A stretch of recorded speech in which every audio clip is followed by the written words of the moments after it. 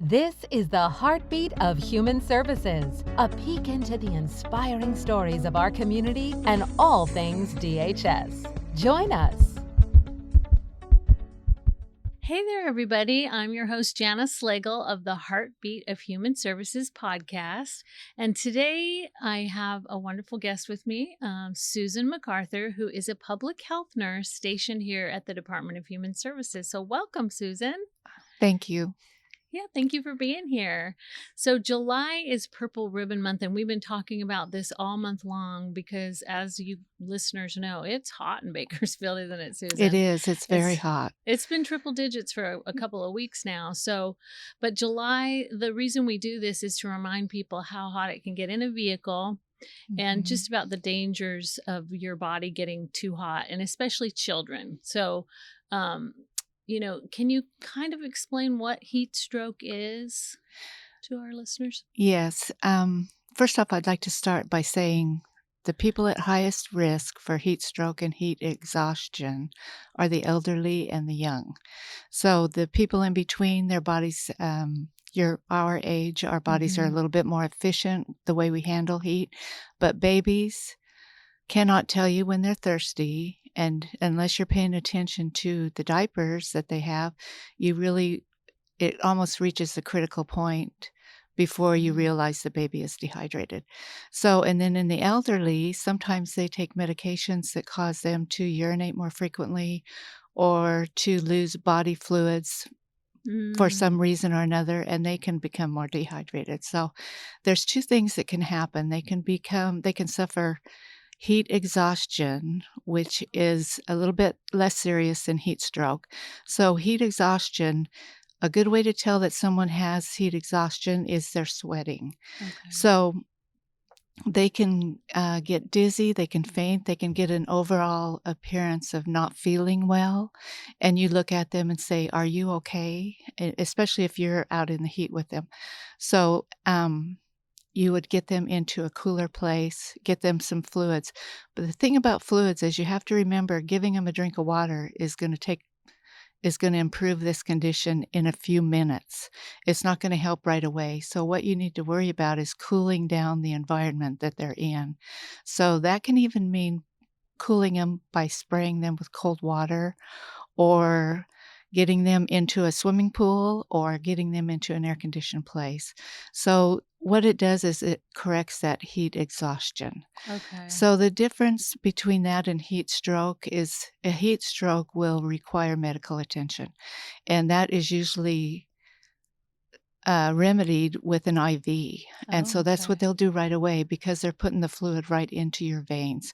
So it's not like you're taking a drink of water and it's going down in your stomach and you're absorbing the water. That takes a while. And if you don't have medical attention, you do something like that. But people who have heat stroke, they can get confused. They can get an extremely high body temperature, red, hot skin, and no sweating. So the difference between heat exhaustion and heat stroke is the sweating. So once your body stops sweating, it loses its ability to cool off. Okay. So that's when you're in scary territory for a stroke, actually. So they can get dizzy, nausea, confusion, and eventually, faint or lose consciousness. Yeah.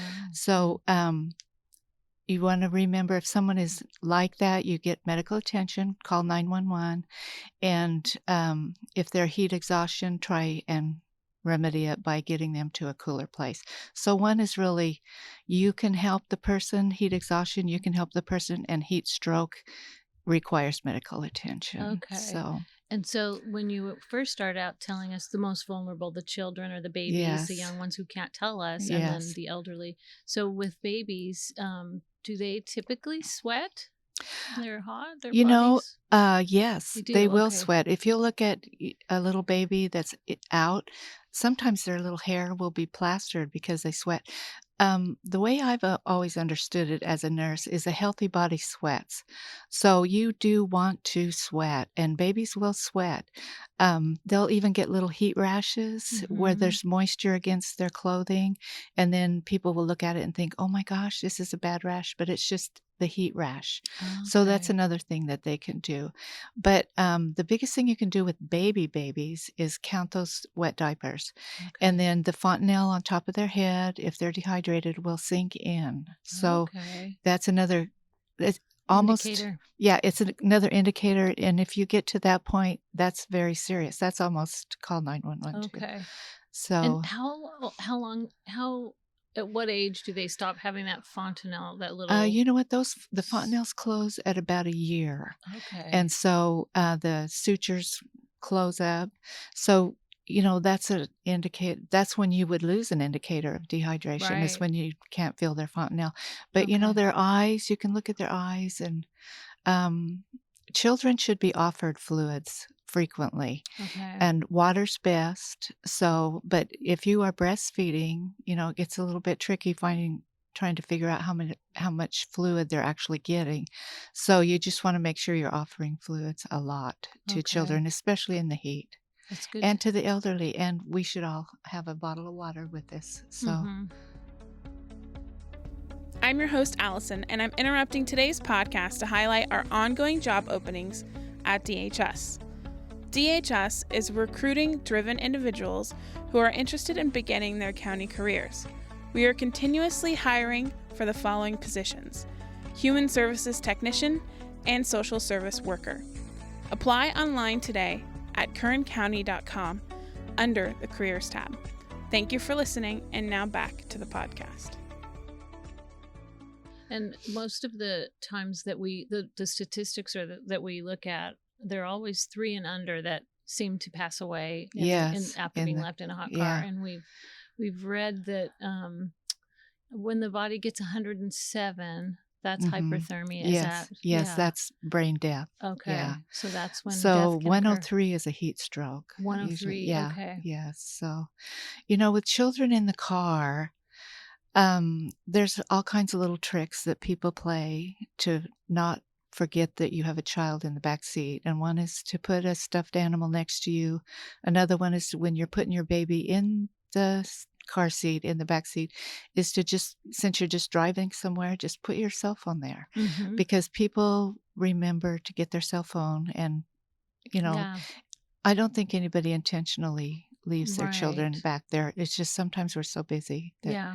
and going to work. And if you're not used to it, then Right. Some yeah. change in schedule. Yeah. yes. We go on autopilot, but you're I right. know. Somehow, Yeah. And if they're sleeping, you forget they're you're right. there. You So, forget. You yeah. don't see them.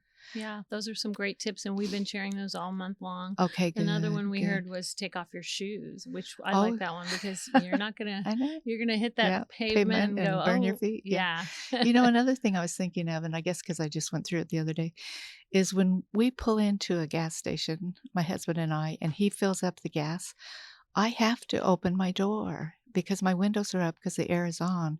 But sometimes, if you fill up a whole gas tank full of gas and your baby's in the car with all the windows up, it has to get hot just Mhm. in 5 minutes in this kind of heat. So, Right. open a window near them and let them get air. Even if it's hot air, it's air. Yeah. It's Right. Like yeah. even if you're stopping for a minute at a gas station. Right, Right. You're right. right. That's good. And do not leave them to run into yes. do not leave Never them. leave Yeah. a child alone in No. a car. That's Yeah. our message, right? Right.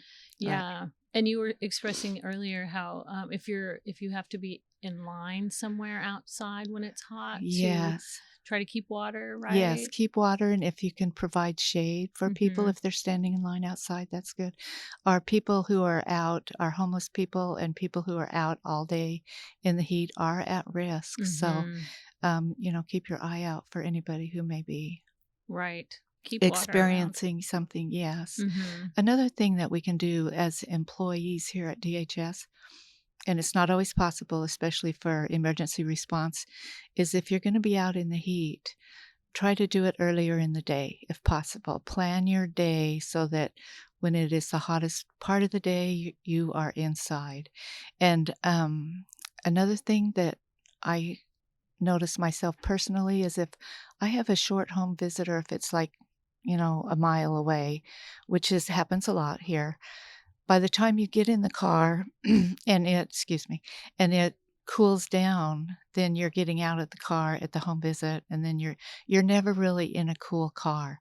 So if you can go earlier in the day, then it's a little bit better for your health. Right. That's So good. yeah, So plan ahead. Try to do things early in the day. Always keep yes, water. right, Get in the shade if you can. And if you're a right. business owner or another agency, try to provide shade for people waiting in Yes, line. that's perfect. Another thing you can avoid is soda. And, Mm, some people think, well, I just drank a huge iced tea, I rehydrated, but really it's a diuretic. yeah. So you're going to, for every large iced tea you drink a large water. That's good. And you'll keep your fluid levels even in your body. Same And with coffee, coffee same too. thing, Yeah. coffee. Yes.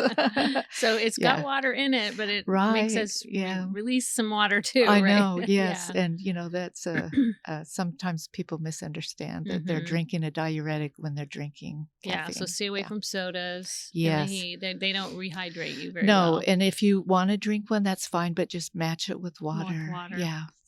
So, and do the sports drinks help a little bit Yes, with the they do. In electrolyte fact, I balance? just reviewed the CDC website for rehydrating, and they do suggest sports drinks, Okay. especially if you have like athletes who are cramping. Stop what they're Mm, doing and rest. Don't keep playing through cramps, and then replenish with a sports drink. That helps. It has the electrolytes in it. good to know. And running is best in the morning too, I would assume. Yes, Yeah, yes, if it you're a is. runner, yeah. Yes, you have to So, be careful. And I see kids out playing in the heat, mhm. and I think there's a tolerance that some kids in Bakersfield have. But, those coaches and parents need to be monitoring their children Yeah, for for sure. any kind of, I don't feel good, I've just eaten, how they'll Mhm. eat and play. So, Yeah. yeah. So that's what I was going to ask lastly is other indicators. So heat exhaustion is manageable, right? You Yes, drink some yes, water, get out of the heat, get in the shade. And right. then when it goes into heat stroke, that's really could be catastrophic. You need to call 911, get more Yes, intervention, yes, go to get some IV fluids going on in yes, there. Okay. yes, So the difference being the first one with heat exhaustion, you're sweating a little bit. And when you get to heat stroke, your body stops sweating, right, stops releasing the heat. right. So, And okay. that's when it's critical malfunction. That's Okay. when your internal temperature is going up. Okay. So that we talked about 103, that's Right. danger zone right there. Okay. And would you touch somebody and they would feel hot then or You not know, necessarily? probably feel hot, but they wouldn't feel if you're out and it's hot outside and you touch someone who's hot, I'm not sure if you could correctly go by feeling Yeah. hot because Gotta do everything would just be hot. So I've also heard or read that you can put like ice on certain yes, parts of the armpits. body. Yes, Is in that your right? armpits. Yes, So that's where where I would do it right here, the right here. axillary. Yeah. So under In your fact, that's how arms. they try and cool fevers in the hospital. If you have Okay. a constant fever, they will put ice packs here. And Under your one arms. thing that we didn't mention here is clothing can be critical. So light clothing without layers is the best for Like color someone, clothing or thin or fabric? just thin fabric. Thin fabric. Yes, Okay. yeah, Not necessarily the color, but yes, thin fabric. and so Okay. if you have a baby, you don't want them Mm-hmm. to be out in the direct sun, but you don't want to put Heavy. onesie on with feet in it and everything. If Right. they always say if you're hot, they're hot, and if you're cold, they're cold. Oh, that's good. So just watch your clothing, how much you have on, and Okay. then the big broad brimmed hats Yes. are good to Right. protect your head. So Good. wear Okay. And those getting if you that can. overall body temperature down, you said jump in a pool or get in Yes, the air conditioning right away, yes, anything to get that overall yes, temperature down. So, yes, yeah, I know when we get so hot at our house, we jump in the pool and you can yes. immediately feel your body kind of temperature I going know. down, right? Yeah. Yes, you So, can. yeah, that's And good. if you are out in public and notice Mm-hmm. someone doesn't look like they feel good, help them into a cooler space, even if it's just your air conditioned car. That's good. Yeah. Just help them to get somewhere cool so they Mm-hmm. can Good. rejuvenate their body. Our bodies work pretty well, but there are extreme conditions where they stop working Yeah. as they should, and especially the elderly and the young. Yeah. Well, and sadly, we just saw another baby died in Tennessee, I think it was. And then mom forgot. She went into work at the Oh, hospice no. facility. She worked in, and she just forgot. And so we just remind people, like you said, put your shoes in the back, put your purse, put your lunch, put your phone, Yes. anything to remind you. And, Yeah. and we do get exhausted in this world. It's busy.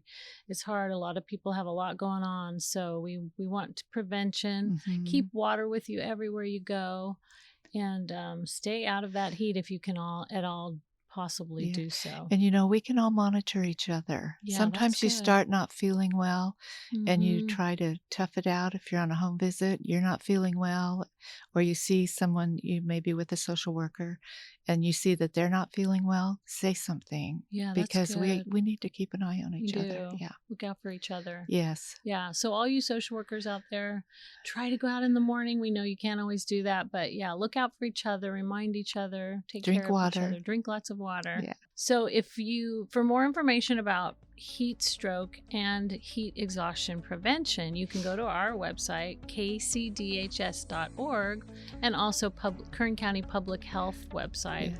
Thank you, Susan. Oh, you're welcome. All right. Thank you for having me. Thank you so much for being our guest today. You're welcome. And that's it for today. I'm your co-host, Paola Hernandez, and let's get into today's Mindful Minute. Today we will be talking about dancing. Many professional dancers say that dancing is their form of artistic expression, allowing them to let out their emotions on the dance floor, whether feeling overjoyed or stressed. But studies actually prove that by dancing, you are relieving the tension in your body and you're allowing your brain to release endorphins that help reduce stress. Not interested in dancing alone and would like to join a free dance class? Follow Line Dance Bako on Instagram. They are a group of 3 dancers who hop around Bakersfield and teach line dancing. Get your dancing shoes on and get out there. This has been your Mindful Minute.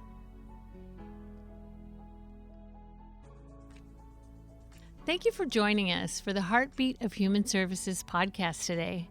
We hope you'll join us next time.